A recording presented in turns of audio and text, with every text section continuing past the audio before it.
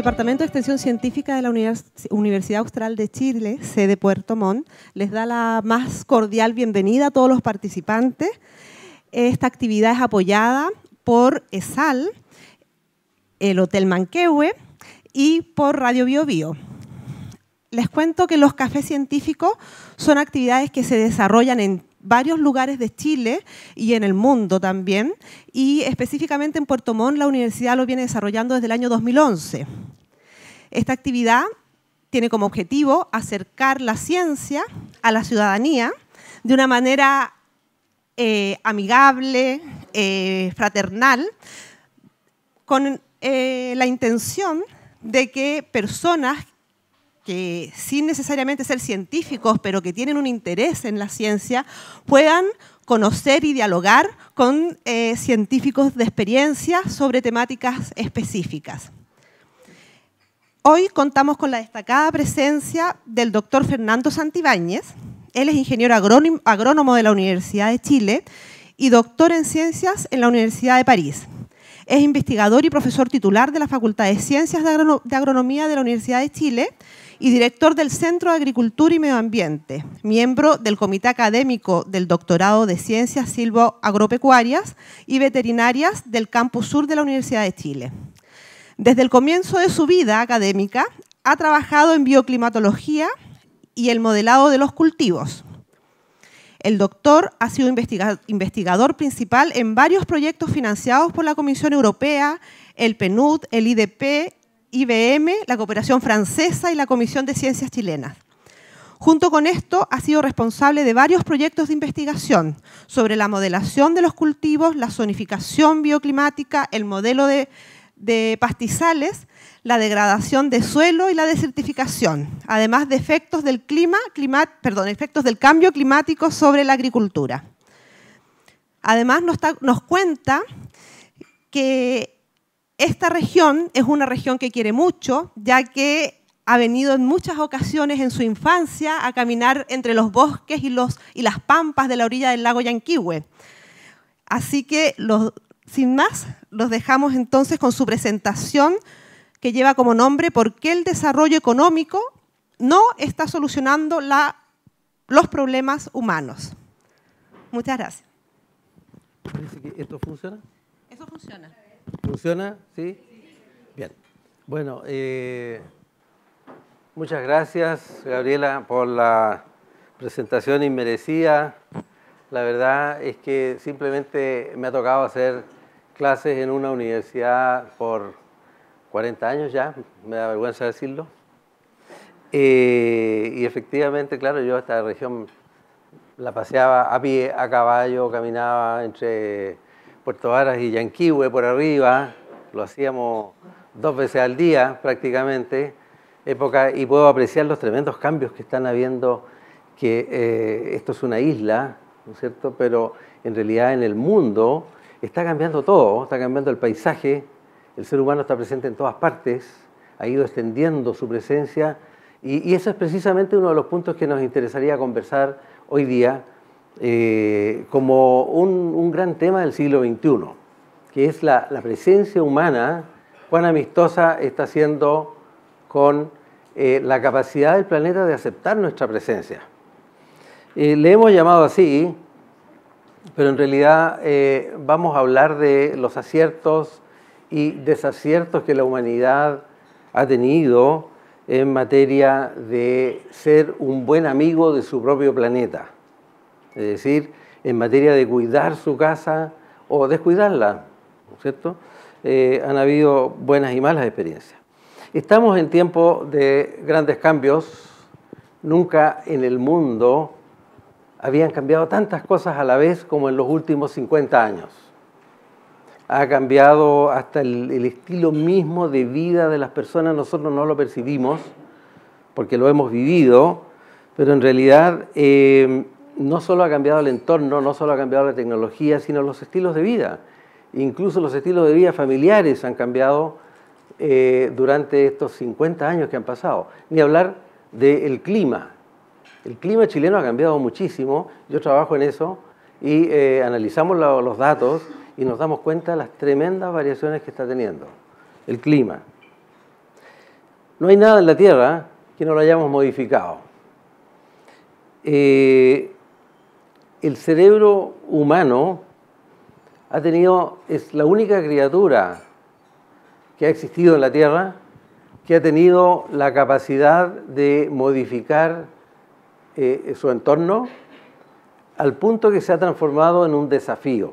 Yo diría, la inteligencia humana está desafiando al planeta. Hay indicadores claros que dicen que la capacidad humana de transformar su entorno está llegando a límites incluso peligrosos para su propia existencia.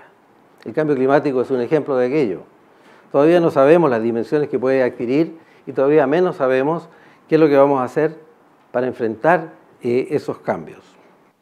De modo que yo calificaría de cierta soberbia con que el ser humano se ha plantado frente a su planeta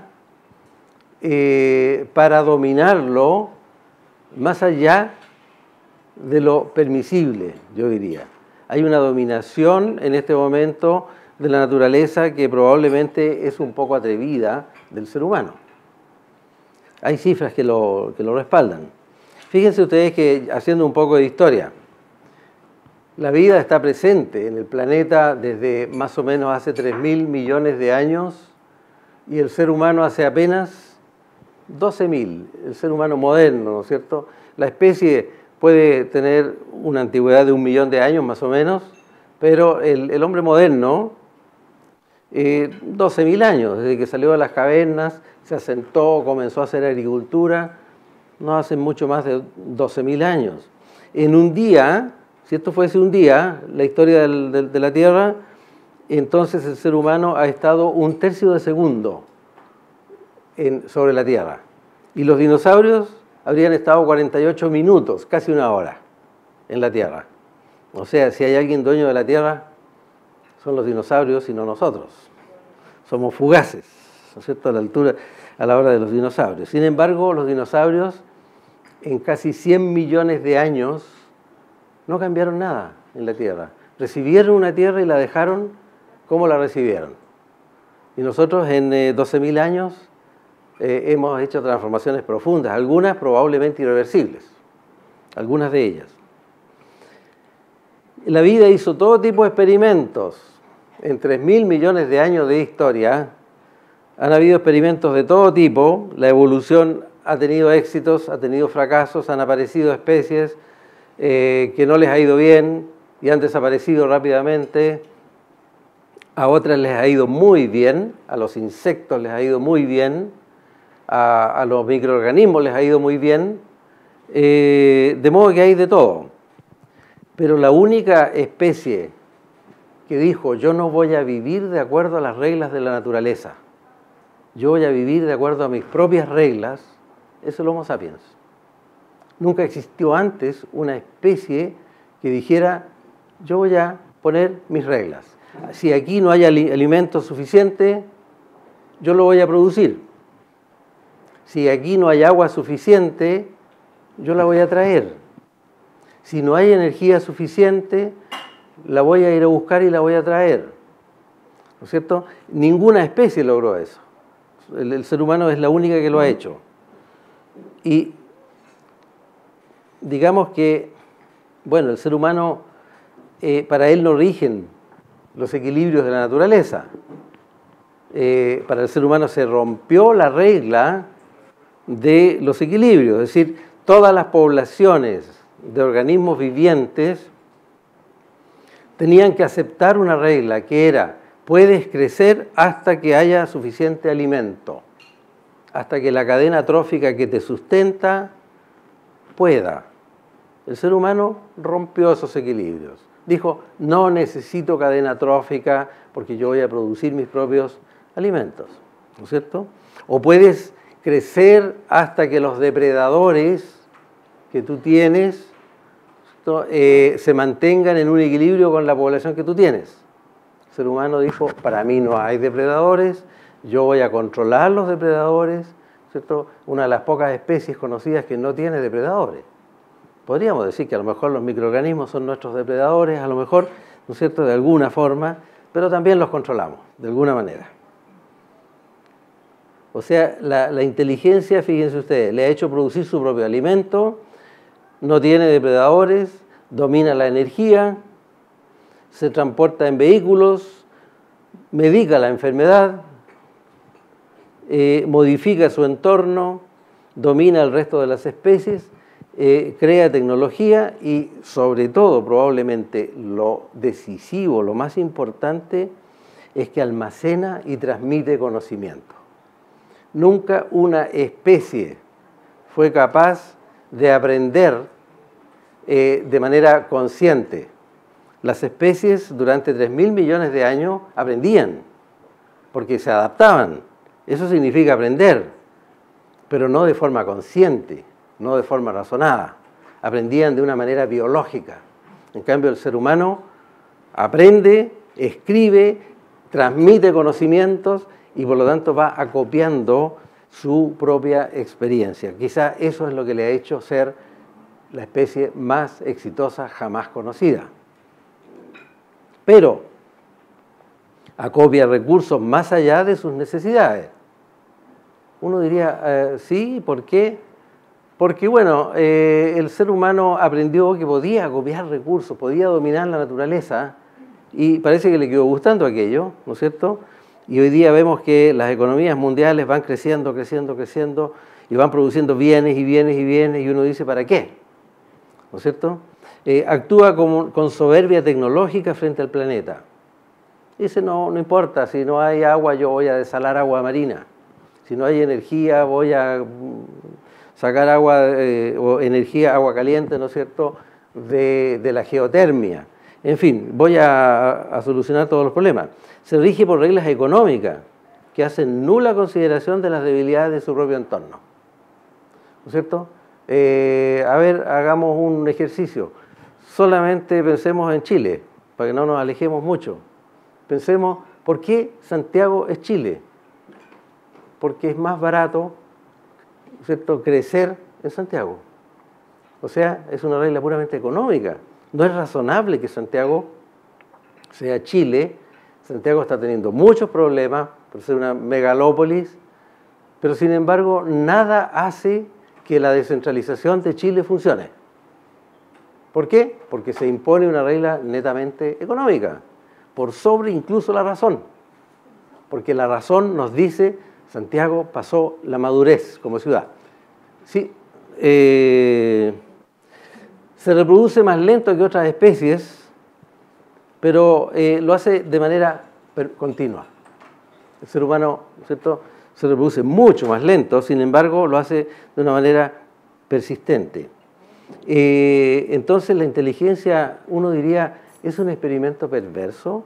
¿Está llevando la inteligencia a su propia destrucción? Uno llega a plantearse aquello, uno dice, bueno, ¿hasta dónde es la inteligencia? ¿Para qué es la inteligencia? ¿Hasta dónde llega? ¿Llega para dominar la naturaleza? ¿Para dominar su planeta? Pero no es suficiente la inteligencia humana para pensar su propio sustento en el largo plazo. Pareciera que ahí la inteligencia tiene fallas. Probablemente no. Probablemente hay inteligencia suficiente en el mundo para saber hacia dónde vamos. Pero resulta que hay otras fuerzas que distorsionan cualquier decisión. Y son fuerzas de tipo económica, básicamente. Bueno, ¿hacia dónde vamos? Hay muchas dudas hoy día en todos los círculos científicos, políticos del mundo. ¿Hacia dónde va? Uno piensa, todo indica que el crecimiento de las naciones al 3%, no le pongan más, pónganle 3 nomás, no es sustentable de aquí a ni 50 años. Es imposible que el mundo siga creciendo al 3%.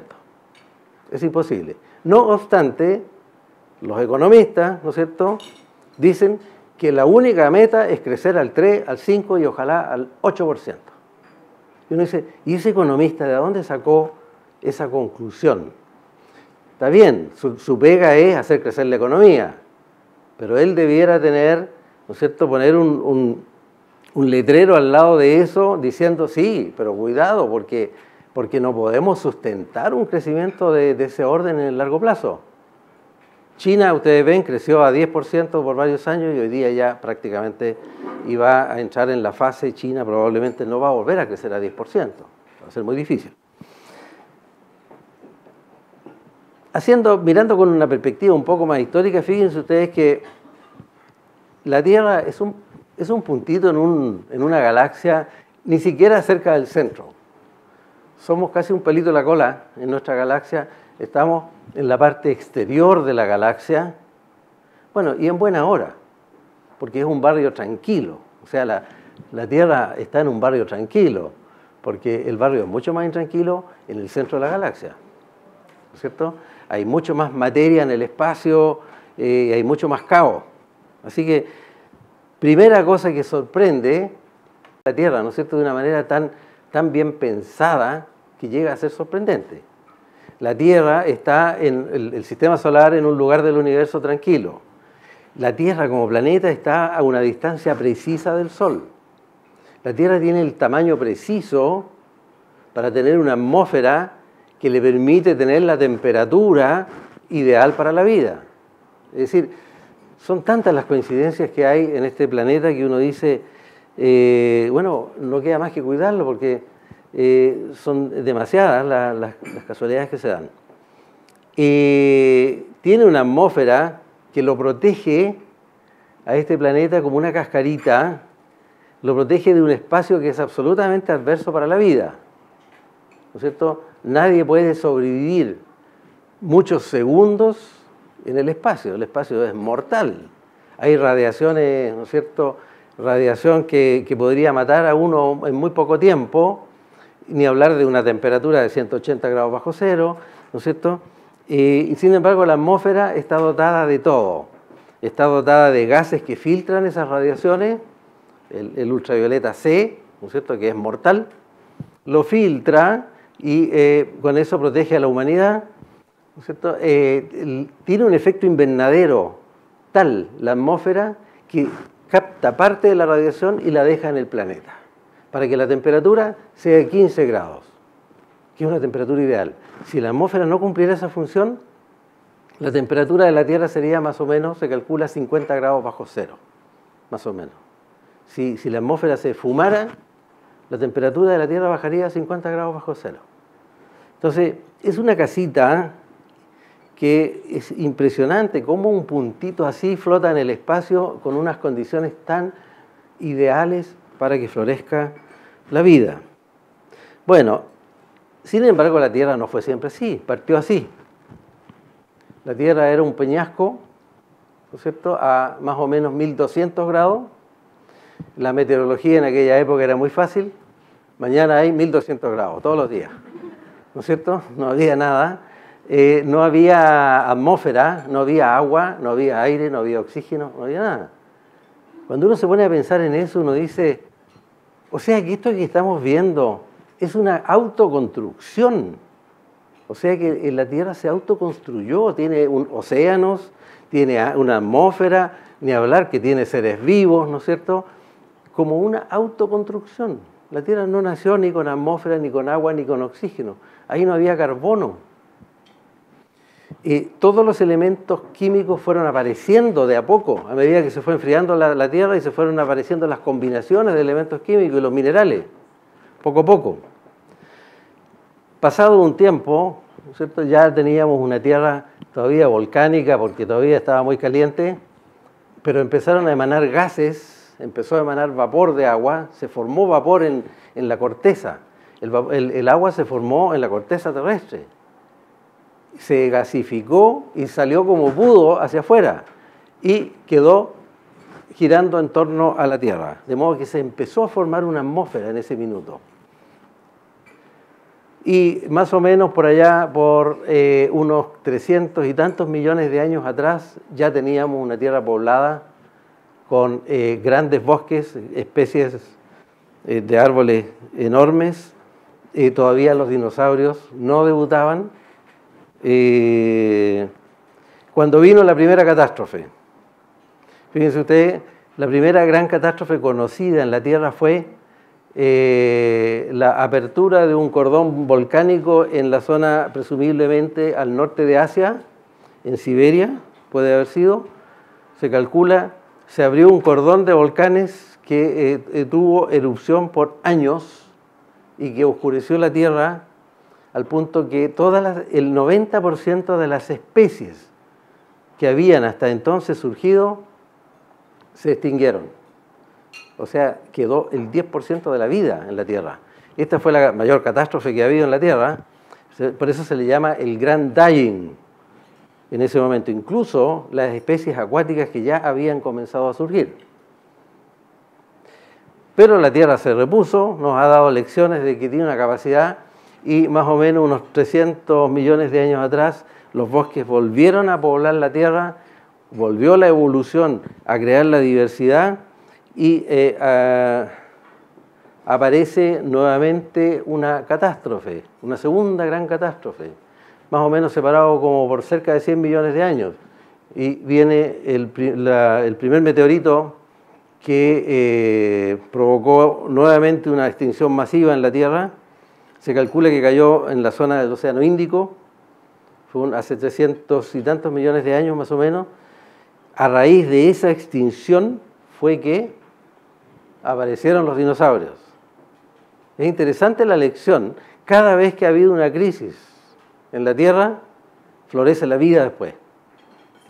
Aparecieron los dinosaurios alrededor de 200 y tantos millones de años, ¿no es cierto? Empezaron los dinosaurios a proliferar, permanecieron hasta hace 65 millones de años cuando vino la tercera catástrofe, que fue el meteorito más reciente, el Chicxulub, que cayó, se calcula en la zona del Golfo de México más o menos, y que extinguió los dinosaurios hace unos 65 millones de años.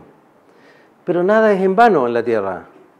Se extinguieron los dinosaurios y los mamíferos que habían recién empezado a insinuarse, al desaparecer los dinosaurios, vino la era de los mamíferos y proliferaron los mamíferos, ¿no es cierto?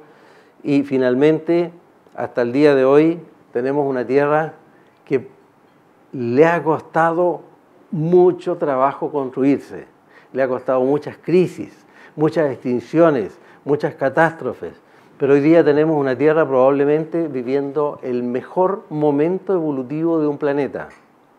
Una Tierra que está más fría que nunca.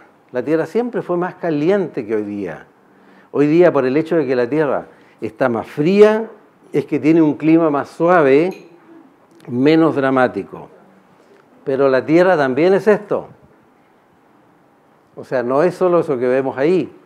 Resulta que apareció el ser humano y vino con su tremenda capacidad modificadora a cambiar la faz de la Tierra. De manera entonces que no sabemos hacia dónde va esta tremenda transformación. Hay indicadores que dicen que de nuevo se está extinguiendo la vida a un ritmo que es preocupante. Se calcula que entre 1970 y el 2010 se extinguió más o menos entre un 20 y un 30% de todas las especies conocidas. Y que en este siglo se extinguiría el 30% de todas las especies conocidas. O sea, vamos a terminar con la mitad de las especies a fin de los años 2100, más o menos. Algunas cifras sobre nuestra conducta como huéspedes aquí en este planeta. Fíjense ustedes que esto es difícil de creer, que cada minuto se queman 24 hectáreas de bosque en la Tierra. Uno dice, no puede ser. En lo que dura esta reunión se van a haber quemado cientos de hectáreas en la Tierra. Es así. Se queman, las estadísticas dicen que se pierden 13 millones de hectáreas de bosque en la Tierra, en el planeta. Dividan 13 millones por los minutos de un año y van a llegar a esta conclusión. Se eriza los pelos pensar que sea esa la cifra. Cada año el ser humano le inyecta 35.000 millones de toneladas de CO2 a la atmósfera. ¿Saben lo que es eso? 35.000 millones, divídanlo por 7.000, por 15, Supongamos un camión de 15 toneladas, un camión grande, de 15 toneladas, 35.000 millones, o sea hay que agregarle 6 ceros a esa cifra.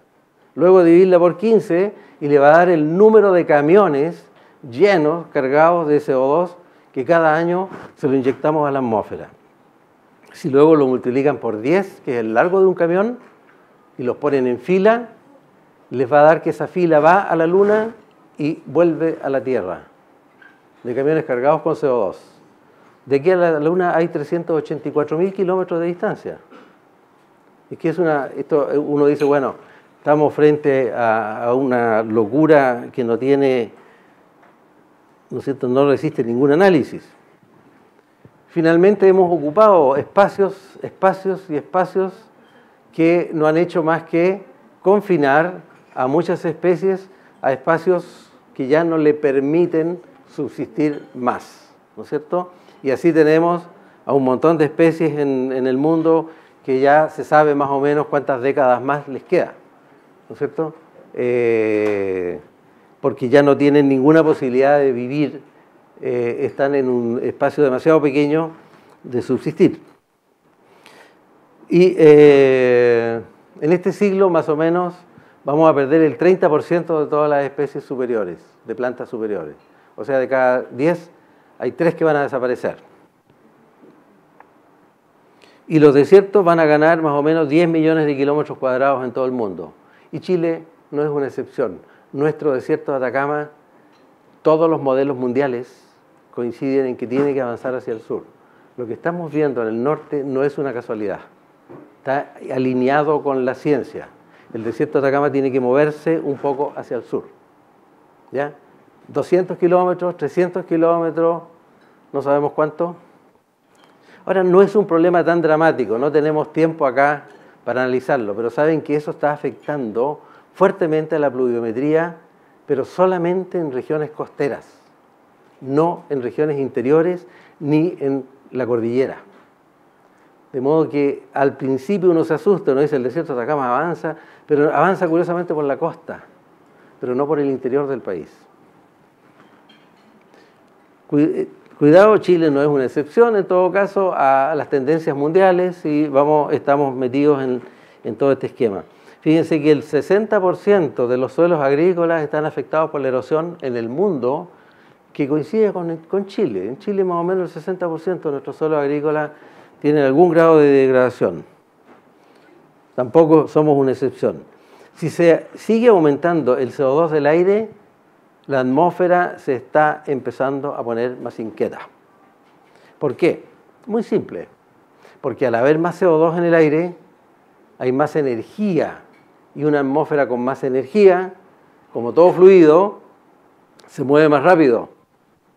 Por lo tanto, los eventos climáticos pueden ser más intensos, ¿no es cierto? Y eso es lo que estamos observando en todo el mundo.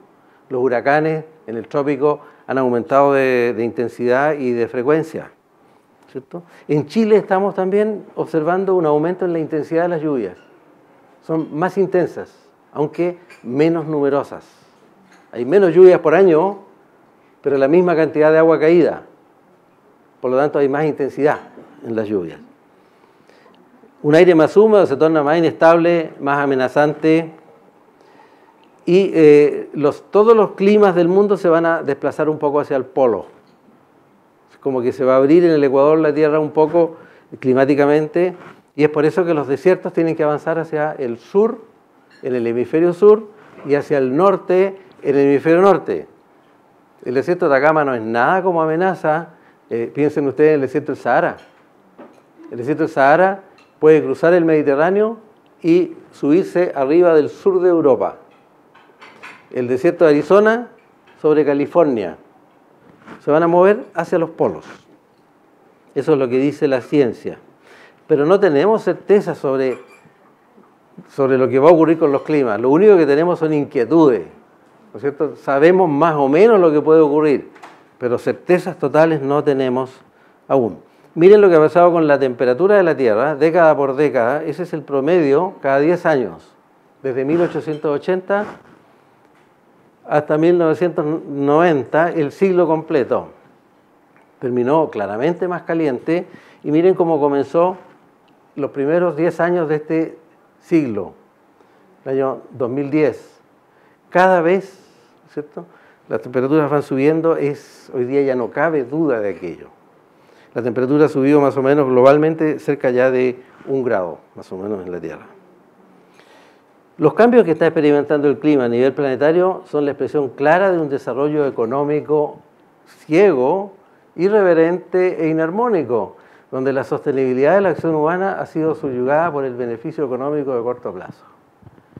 ¿Cierto? Permítanme ser mal pensado que ya el petróleo pudo haberse reemplazado en una buena medida, pero no hay interés en aquello porque son muchos los millones de dólares que están enterrados todavía en la tierra. Entonces sacar una solar o una eólica, ¿no es cierto?, va a dejar esos millones de dólares enterrados sin valor. Entonces, al parecer la industria del petróleo en el mundo ha sido un freno para el desarrollo de otro tipo de energías. En la actualidad la humanidad impulsa un desarrollo económico y demográfico sin siquiera verificar si el planeta tiene las posibilidades.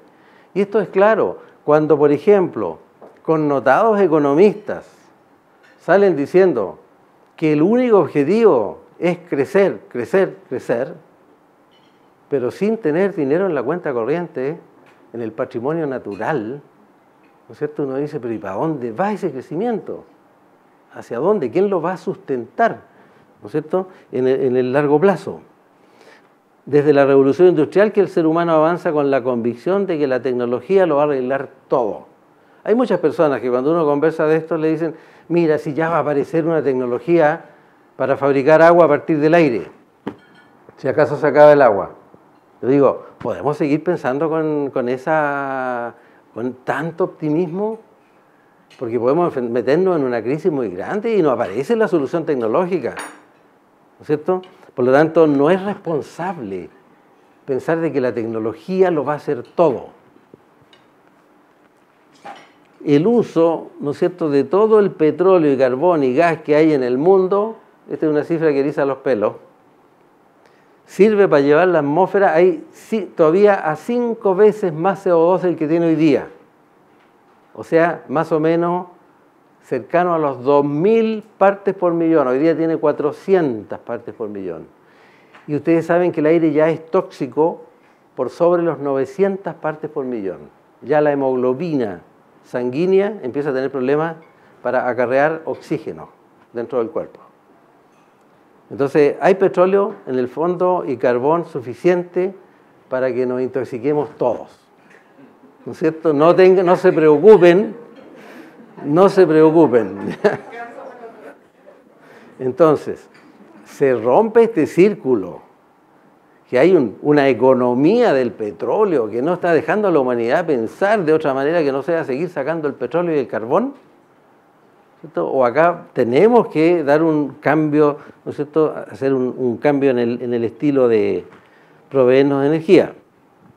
Si la temperatura se eleva más del umbral crítico, fíjense que hace unos años se reunieron científicos de la Convención de Cambio Climático y hicieron un informe que dijeron 3 grados más puede subir la temperatura de la Tierra, pero si llega, hoy día es 15, si sobrepasa 18, pueden haber cambios muy dramáticos que la ciencia hoy día es imposible que lo pronostique.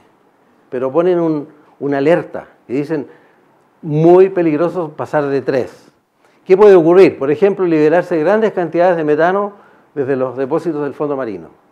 Y si se liberan ese metano, se aceleraría todavía más el cambio climático. ¿Qué más podría pasar? Colapso masivo de poblaciones de algas marinas, porque podría, por los cambios de pH y contenido de oxígeno, sobre todo de las aguas. Al elevarse la temperatura del agua, las aguas se hacen más pobres en oxígeno y por lo tanto puede haber un colapso de todas las cadenas tróficas, ¿no es cierto?, marinas. Aceleración de la quema de bosques tropicales liberando CO2 en la atmósfera. Al haber una temperatura más alta, es más fácil que se quemen los bosques. Pérdida del stock de carbono de los suelos. En los suelos hay mucho carbono. Se metabolizaría y se liberaría a la atmósfera.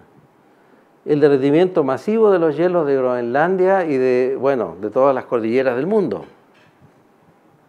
Colapso en el casquete antártico, porque ustedes saben que hay una cantidad gigantesca de hielo en la Antártica, son miles de metros.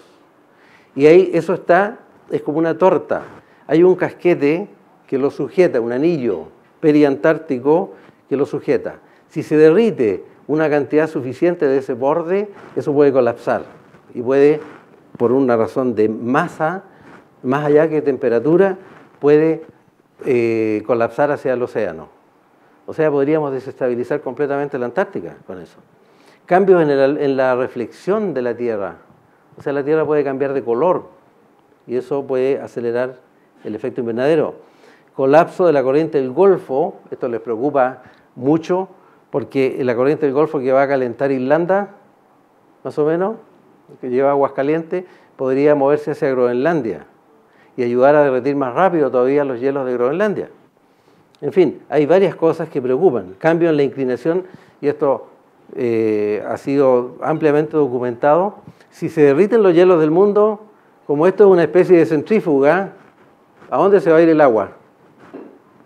Al anillo ecuatorial, donde está la mayor fuerza centrífuga. Entonces va a cambiar el centro de masa de la Tierra, y eso puede cambiar el eje terrestre levemente. Mire lo que es capaz esta especie con un puñado de neuronas, incluso cambiarle el eje a su propio planeta. Entonces uno dice, ¿qué planeta le vas a dejar a tus nietos, Homero? ¿No es cierto? Con su brillante inteligencia, la verdad, no está solucionando todos los problemas del mundo. Hay un problema acá de responsabilidad intergeneracional. Porque todo lo que yo les estoy diciendo probablemente no nos va a afectar mayormente. No les va a afectar a las compañías petrolíferas hoy día. Va a afectar en 40 o en 50 años más, ¿no es cierto? Le estamos dejando menos agua, menos suelo, menos especies, menos glaciares, menos aire puro, menos energía, ¿no es cierto?, a nuestros nietos. Es decir, estamos achicando el planeta. Es como si estuviéramos achicándolo, haciendo una brujería para que el planeta tenga menos de todo, ¿no es cierto? Sin embargo, estamos aumentando las necesidades humanas, porque cada 15 o 20 años se duplica el consumo de agua, se duplica el consumo de energía, sobre todo de energía, ¿no es cierto? Se duplica el número de vehículos que hay en el mundo, ¿no es cierto? Entonces las necesidades humanas van desbocadas, creciendo, mientras los recursos se van achicando. Cada año ya no le da para andar con una pura bolsita, ya inventó la manera de ponerse varias bolsitas a la vez, ¿no es cierto? Porque fíjense que cada año el planeta, ¿han pensado lo que significa? Tiene 70 a 100 millones de nuevos seres humanos. ¿Ya? 70 a 100, o sea, ¿cuántos chiles cada año, cuántos chiles más tiene el planeta? Entonces uno dice, ¿a dónde va? Se calcula que hay 9.000 millones, vamos a llegar a 9.000 millones de habitantes a la mitad de este siglo. Pero yo les voy a sacar una cuenta enseguida y les voy a demostrar que el mundo tiene como 50.000 millones de habitantes. Ya me van a encontrar razón. ¿Cuántos habitantes tiene la Tierra? No sabemos, solo sabemos que los seres humanos, ¿cuántos seres humanos tiene? ¿Saben por qué? Porque los habitantes consumen, son consumidores, pero un norteamericano consume 50 veces lo que un habitante de Togo. Entonces, multipliquemos la población de Estados Unidos por 50 y hacemos equivalente y llegamos a 50.000 millones de consumidores. Y no 7.000 millones de seres humanos. Es decir, en términos de consumo, un norteamericano equivale a 50 habitantes de Togo. Habría entonces que ponderar los habitantes por su nivel de consumo. Y esto es lo que Max Neff, ¿no es cierto?, lo llamó los ecozones, que es el habitante unitario, un habitante que consume poco. Entonces, ¿cuántos ecozones hay en la Tierra? Bueno, llegamos a 40.000 millones más o menos. O sea que la Tierra es mentirosa la cifra de 7.000 millones de habitantes. Es bastante mentirosa. O sea que un norteamericano vale tanto como 50, ¿no es cierto?, habitantes de Togo. Entonces estamos también, hay que considerar, en un mundo demasiado dispar, más allá de lo razonable. No puede ser que hayan habitantes que consumen lo que 50 en otra parte de la geografía, ¿no es cierto? Entonces empiezan ya no solo a aparecer un problema de recursos, sino empiezan a aparecer, ¿no es cierto?, las balsas en los océanos, o sea, las tensiones demográficas que se transforman después en tensiones políticas, ¿no es cierto? Entonces estamos en un mundo que también lo estamos haciendo insustentable en lo social, no solo en lo natural, también en lo social, porque no lo estamos sabiendo manejar, no estamos sabiendo administrar, ¿no es cierto?, nuestro planeta. Una sobrepoblación significa todo esto hoy día para la ciencia. Significa cambio climático, cambios fotoquímicos, ¿no es cierto?, en la atmósfera, deforestación, agotamiento de la pesca, contaminación, acidificación de los océanos. Ustedes saben bastante bien esto.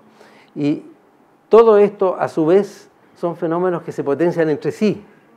El cambio climático ayuda a que se agote más rápido el agua y ayuda a que se pierda la diversidad. O sea, se empiezan a potenciar entre ellos de manera perversa y negativa. Es muy raro encontrar un fenómeno que diga, ¡ay, qué bueno que ocurrió eso porque ayuda a esto otro! Por lo general, lo acelera, ¿no es cierto?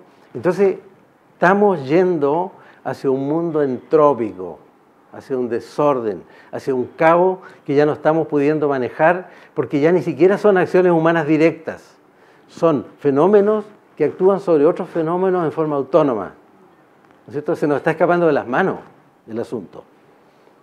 Y a esto agreguémosle el caos, ¿no es cierto?, que está al borde, que es lo social, que todo esto de alguna manera afecta a la calidad de vida, a la alimentación, la marginalidad y segregación, los riesgos naturales, la inseguridad, porque estamos en un planeta donde todo es un solo sistema. La sociedad, la naturaleza, son una sola cosa. Y uno necesita del otro, sobre todo la sociedad de la naturaleza. La naturaleza no necesita de nosotros, ¿no es cierto? O sea, claramente el crecimiento económico no está yendo en la dirección del desarrollo humano. Los indicadores son demasiados que muestran que las economías, nadie puede negar que están creciendo, pero el desarrollo humano, a la forma como lo mide el PNUD, que usa 3 indicadores, ¿no es cierto?, porque no quiere ponerle más, porque si le pone más va a cambiar la tendencia, ¿no es cierto? Le pone esperanza de vida, le pone escolaridad y no me acuerdo qué otra cosa, eran 3, ¿no? 3 cosas. Pero el ser humano es mucho más que esperanza de vida, que escolaridad, y el otro no recuerdo cuál es, pero en fin. No me acuerdo. Algo con sanidad, con salud. Es mucho más que eso. ¿Por qué no está un índice de felicidad, ¿no es cierto?, un índice de estructura social, de cómo se estructuran las sociedades, ¿no es cierto?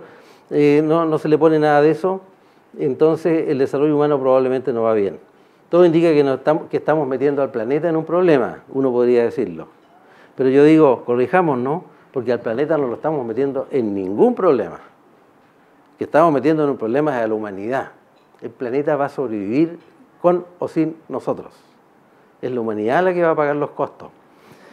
Y corrijámonos, tampoco es a la humanidad, porque estamos arrastrando a todo el mundo viviente a esta aventura. Ojalá fuera el puro ser humano. No, es a todo el mundo viviente que lo estamos arrastrando sin preguntarle, ¿cierto? Estamos a todas las criaturas, ¿no es cierto?, al abismo. Estas son algunas, ¿no es cierto?, de las que están con fecha de vencimiento, algunas que son las especies que se calcula que van a, por lo menos en forma silvestre, ya varias de ellas ya, ¿no es cierto?, tienen para 10 años, 20 años, 30 años. Y también estas otras, hay más, ¿no es cierto? hay varias más que también están absolutamente amenazadas. O sea, nuestra aventura la estamos traspasando a ellos sin preguntarles. Y también a esta, de alguna manera, ¿no es cierto?, a esta criatura, porque lo que estamos haciendo hoy día le va a afectar a esas criaturas que son las que vienen mañana. Entonces aquí hay un tema de responsabilidad que nos dice, sentémonos a la mesa a conversar lo que estamos haciendo y hacia dónde se va desarrollando la humanidad. ¿Está en línea con las capacidades del planeta? ¿Podemos seguir creciendo al 5% anual las economías, duplicando el consumo de electricidad cada 18 años en Chile? Cada 18 años más o menos se duplica el consumo de energía eléctrica. ¿De dónde va a salir? Calculen ustedes dentro del siglo, proyectenlo a 100 años. ¿Creen que podemos seguir duplicando el consumo de energía eléctrica cada 18 años? A mí me suena que no tenemos cómo.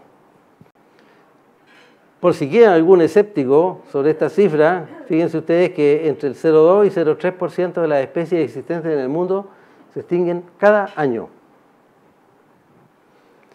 Y que unas 4.000 especies estarían desapareciendo cada año, es decir, 10 al día. Cada día desaparecen 10 especies de la Tierra. Antes de 50 años podría haber desaparecido la cuarta parte del total de las especies a nivel mundial. El consumo de agua se multiplicó por 7 en el siglo XX, por 7, y el consumo de energía por 100. O sea, en el año 2010 consumimos 100 veces más energía que en 1890 más o menos. 100 veces. ¿Ya? ¿Podemos repetir esto mismo para el siglo que viene? Indudablemente que no.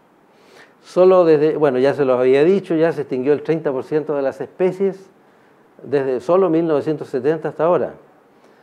¿Va el desarrollo en línea con el desarrollo humano? O sea, con el planeta no va de acuerdo el desarrollo económico. Pero ¿y con el desarrollo humano? ¿Va en línea? Fíjense que estos son los países que... este es el barómetro de la felicidad de Naciones Unidas, que es una encuesta que se hace cada año que dice cómo la gente se autodefine, ya de acuerdo a un índice entre muy felices y hasta, ellos no le ponen desgraciado, esto se lo puse yo, pero porque suena muy peyorativo, pero en fin, pero muy infelices, digamos. A mí me suena peor todavía. Fíjense ustedes que Estados Unidos no se diferencia de África. Miren que eso es la primera cosa que llama la atención, ¿ya?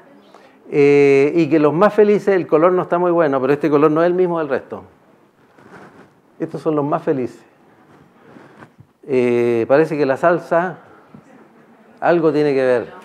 ¿Ah? La rumba y esas cosas. Son los que se definen como más felices. Y miren que el mundo desarrollado no es precisamente el más feliz. Entonces uno empieza a dudar, decir, bueno, ¿sirve de algo ese desarrollo, ese hiperdesarrollo? ¿No es cierto? Esos son los más felices, los casi felices están ahí, ¿no es cierto? Acá están los contemplativos, le llamo yo, los que dicen, mira, no, en realidad me falta mucho, ¿no es cierto? Y los descontentos están por allá, a pesar de todo, fíjense, y finalmente los desgraciados ya, ¿no es cierto? Están aquí, y miren, gente que claramente dice, no, yo no soy, la vida, ¿no es cierto?, mi estilo de vida todo no me da lo que yo esperaba, ¿no es cierto? No obstante, puedo tener varios autos en la puerta de mi casa y todas las facilidades y darme una vuelta al mundo cada 2 o 3 años. No obstante, eso ya no está aportando, aparentemente. Y miren ustedes, esto basado en datos de Naciones Unidas, que dice que esta es la huella ecológica de los países. O sea, es un índice que mide el nivel de actividad y de impacto ambiental que producen los países. De modo que, sin duda, estos países son los más industrializados y los más desarrollados, y estos son los menos desarrollados porque tienen menos huella ecológica, ¿no es cierto? Y miren ustedes el nivel de felicidad declarada por ellos mismos. demuestra esto algo muy, muy sabio. Bueno, América Latina está aquí arriba. ¿No es cierto? Parece que eso es América Latina. Algo muy sabio. Cuando se es pobre, se es bien, uno es más o menos desgraciado. Sin duda. Sin embargo, con unos pocos recursos yo ya puedo ser bastante feliz y ya no me agrega más el seguir, ¿no es cierto?, desarrollando la sociedad con excesiva tecnología, ¿no es cierto?, no ayuda a mejorar los índices, ¿no es cierto? Por lo tanto, el mundo debe tenerlo bastante en cuenta, que poco apropiado es tratar que todos vayamos para acá, para no ganar nada y perder mucho, en términos planetarios. Y fíjense que una experiencia en Estados Unidos, que se hace desde los años 60 en universidades norteamericanas, se encuesta a los jóvenes estudiantes y se les pregunta cuál es su mayor motivación para estar en la universidad. Entonces, los que declaran que es tener un buen pasar económico a futuro, o sea, yo estoy en la universidad porque quiero tener progreso económico, son estos. Y los que declaran que es para tener una integridad personal y para desarrollarse como persona en el futuro son los verdes. Miren ustedes cómo ha cambiado en el tiempo. Hoy día claramente las personas andan detrás del buen pasar, incluso soslayando, ¿no es cierto?, la realización personal es menos importante. Me da lo mismo quién sea yo, lo que quiero es tener los bolsillos bien llenos, ¿no es cierto? Entonces hay una distorsión que va provocando todo esto, incluso en la mentalidad de las personas. Uno se va transformando en un consumidor, ya deja de ser una persona, es un consumidor. Y mientras más consumo, yo creo que voy a ser más feliz. Sin embargo, a la hora de la encuesta me declaro infeliz. O sea, tengo ecuaciones no resueltas. Pareciera que nuestra presencia en este planeta se justifica en cuanto seamos consumidores exitosos, ¿no es cierto? Hasta las personas se ven más como consumidores que como seres humanos, porque eso lo demuestra, ese estudio que se hace en las universidades. El mundo que nos tocó vivir, fíjense ustedes, es un mundo en el cual los recursos, hay recursos naturales, hay recursos financieros, recursos humanos, recursos de conocimiento, ¿no es cierto? Pero no estará todo girando demasiado en torno a los recursos financieros, de manera que hay que poner los recursos naturales al servicio de aquello, porque lo que se tiene que multiplicar es eso, no importa lo que pase con esto, ¿no es cierto? Eso más o menos es lo que dice la historia reciente. Entonces, con recursos financieros tomamos recursos naturales y generamos recursos tecnológicos, y estamos en esa máquina. Transformar recursos naturales en celulares, en autos, en aviones, ¿no es cierto?, en computadores, y mantener cautivo al ser humano comprándolos, y se consigue el objetivo porque al final se multiplicó esto. ¿Qué está pasando en el entorno? Da lo mismo. ¿Qué está pasando en ese entorno? Da lo mismo. Si se está estructurando hasta la mente de la sociedad, da lo mismo. Si se está estructurando el planeta y los recursos naturales del planeta, da lo mismo. El objetivo pareciera ser que hay que multiplicar aquello, ¿no es cierto? Esto parece es un sinsentido. Uno dice siempre que no debe confundir el dinero con la felicidad, ¿no es cierto? Esa es la lección. Eso es lo que es dinero, pero en el mundo moderno, ¿no es cierto?, eso sí es felicidad ya, a esa altura, ¿no es cierto? No hacemos la disociación, no la hacemos, sin duda. Hay que alimentar al chanchito, ¿no es cierto?, de alguna manera, y ese chanchito, ¿no es cierto?, al final nos va a terminar dejando sin nada. Ese es el problema. Cuando uno hace el inventario, uno dice, sí, pero vamos a alimentar el chanchito metiéndole adentro recursos naturales para que se transformen en dinero, pero ¿y qué estamos quedando? ¿Qué está dejando atrás esto? ¿No es cierto? Nos vamos a quedar con tecnología, pero sin naturaleza, sin planeta. Entonces aquí hay un abismo entre las dos cosas que hay que mirarlas bien. Fíjense, esto es una muy contemporánea imagen, donde quiera que uno vaya, la gente sumida en su celular, ¿no es cierto? Estamos en la época de la hiperconectividad, en que yo abro los ojos en la mañana y me conecto, ¿no es cierto? Y después me dejo de conectar solo cuando se me cae el celular porque se me cerraron los ojos, ¿no es cierto? Pero fíjense que hay numerosos estudios que dicen que el ser humano va cerrando el círculo. Esa hiperconectividad lo único que hace es desconectar a los seres humanos. Porque las personas crean círculos muy pequeños y se desconectan del resto del mundo, ¿ya? De manera que eso es una conexión falsa, la verdad. Y no hace más que revelar la soledad de las personas. O sea, al menos mi celular me conecta con otros seres humanos y me siento acompañado. Y eso revela un problema que yo tengo, de una soledad tremenda, ¿no es cierto?, que está llevando hoy día nuestro estilo de vida. Y esto ya es lo que viene, ¿no es cierto? Ya ni siquiera voy a ver a los que están en mi entorno, porque voy a tener una maquinita de realidad virtual aquí, ¿no es cierto?, y donde yo voy a tener el mundo que yo quiero tener, ¿no es cierto? Yo me lo fabrico, ese mundo. Esto viene, y viene. Recuerden, en 20 años más van a andar nuestros hijos con realidad virtual en los ojos todo el día. Todo el día, porque hasta van a hablar por celular con los ojos, van a marcar el número con la mirada, ya no necesitan hacerlo con el dedo ni para no tener tendinitis, ¿no es cierto? Entonces, se está destruyendo el propio ser humano, no solo el planeta, ¿no es cierto? El propio ser humano con todo esto. Es un insensato viaje del ser humano hacia, ¿dónde?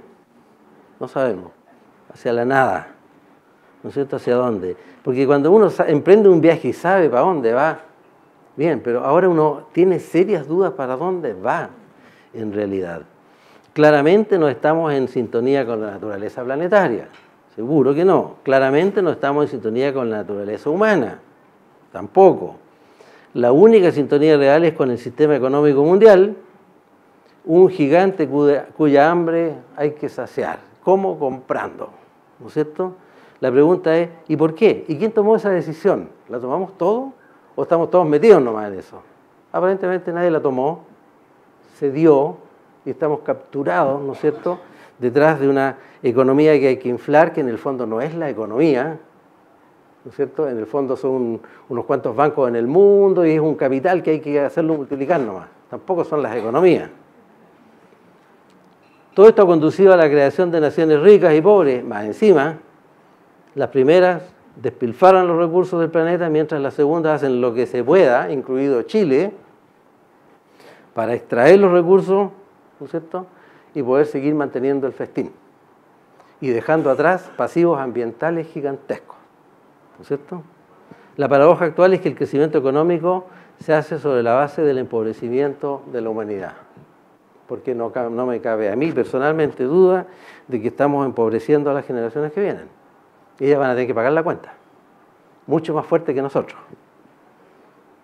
Fíjense ustedes, en toda sociedad uno esperaría que haya un capital natural, nuestra naturaleza, haya un capital social, nuestra sociedad, nuestros seres humanos organizados, haya un capital cultural, porque ellos crean valor cultural, y todo esto está, ¿no es cierto?, asentado en sí mismo.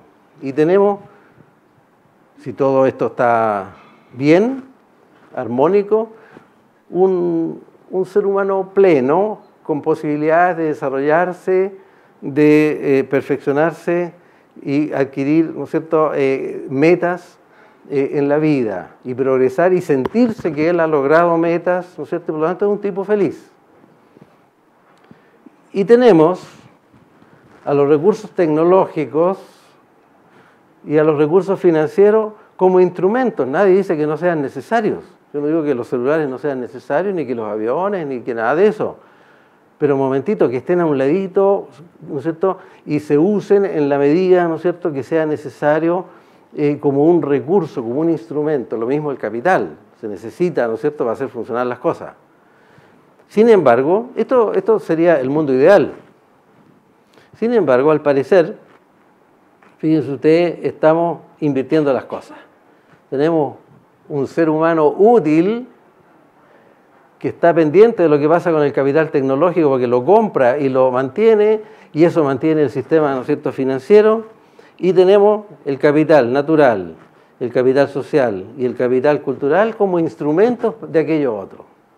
O sea que bueno que yo tenga más gente, porque tengo más deudores de los bancos, tengo más, ¿no es cierto? Tengo más tarjetas de crédito, más cuentas de celulares que se pagan, por lo tanto hay compañías de celulares más exitosas, ¿no es cierto? Qué bueno que hayan unos poquitos recursos naturales por ahí, porque me sirven para ir a explotarlos, ¿no es cierto? Sin pensar en lo que va a quedar para atrás, pero me va a multiplicar mi capital.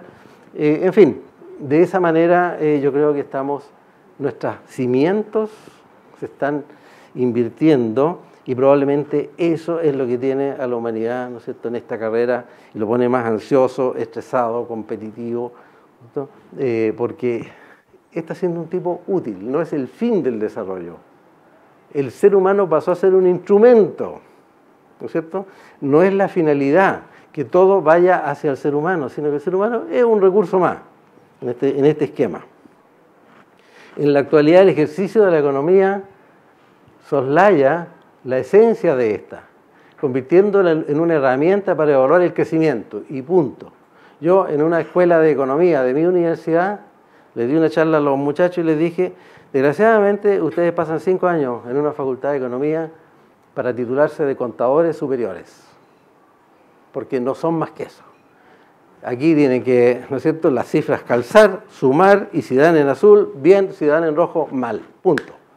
Pero ustedes no tienen ninguna formación en sostenibilidad de un sistema económico. Ninguna.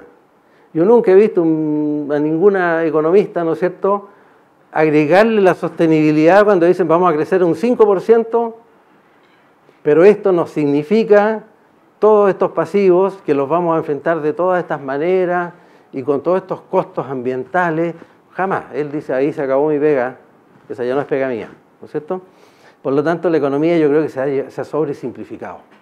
Sería bonito tener economistas, ¿no es cierto?, que tengan la visión completa. Un cambio de rumbo solo es posible con ciudadanos conscientes y de su presente y su futuro. ¿Y eso quién es el único que lo puede lograr? La educación. Siempre llegamos a donde mismo, la educación. No hay manera de romper círculos viciosos en el mundo que no sea a través de la palanca, ¿no es cierto?, de la educación. Solo habrá ciudadanos conscientes a través de una educación consciente, ¿no es cierto?, que cambie algunos paradigmas a lo mejor. En tiempos de cambios rápidos necesitamos de ciudadanos preparados para comprender estos cambios, para ser críticos, ¿no es cierto?, de modo de actuar proactivamente en los procesos de adaptación. Las especies que no han sabido interpretar los cambios del ambiente han desaparecido. El éxito de una especie es ir interpretando lo que está pasando para reaccionar a tiempo, no después, antes, ¿no es cierto?, de que ocurran las cosas.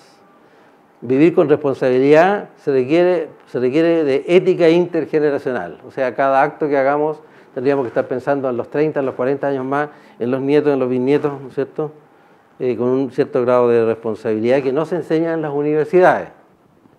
No hay ningún ramo en las universidades, yo hago clases en universidad, en que haya este concepto, ¿cierto?, transversal de la responsabilidad intergeneracional.